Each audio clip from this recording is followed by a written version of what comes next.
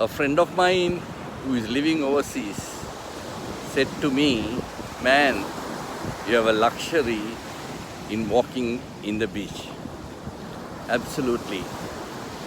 When I come early in the morning at 5:30 and spend about 90 minutes walking in this beach, and thereafter spend another 30 minutes in doing a little bit of meditation and breathing exercise, nearly 2 hours, time stands still for me.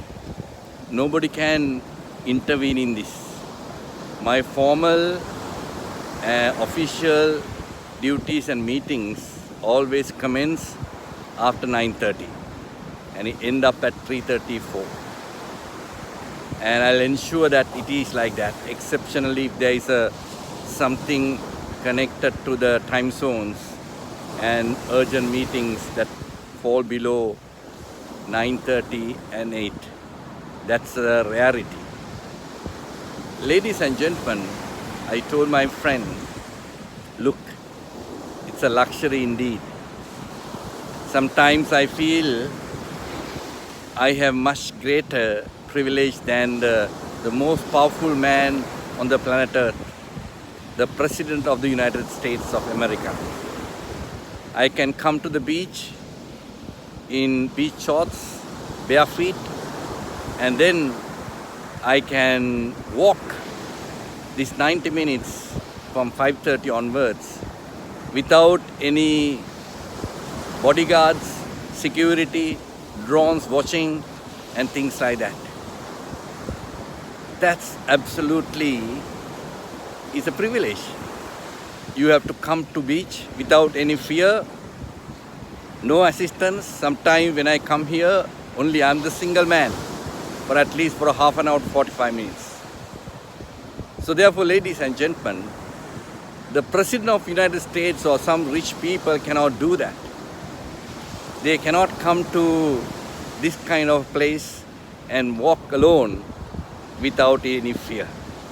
Sometimes I've also seen some dignitaries come here and they walk with the nose in the air with their shoes on, and their assistant follows them with an umbrella and a bottle of water. I feel sorry for that man who has to follow this dignitary with a bottle of water and an umbrella at times.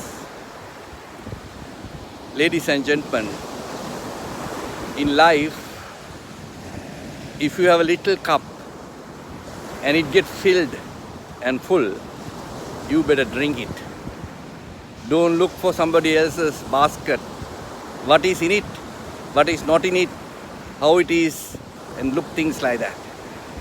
I always look for small mercies, not big things.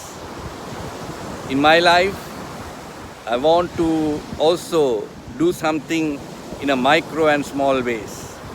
In the same way, I want to enjoy the micro and small things, small mercies, small blessings, not big things.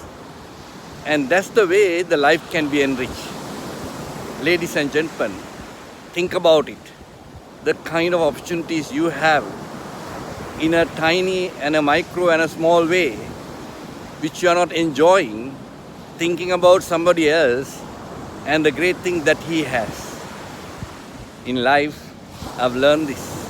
And during the COVID, these lockdowns, I've enjoyed life to the maximum.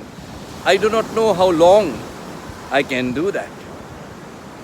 It's in the hands of the living God. But as long as life permits me to drink from a little cup that is getting filled and full, and I will drink it.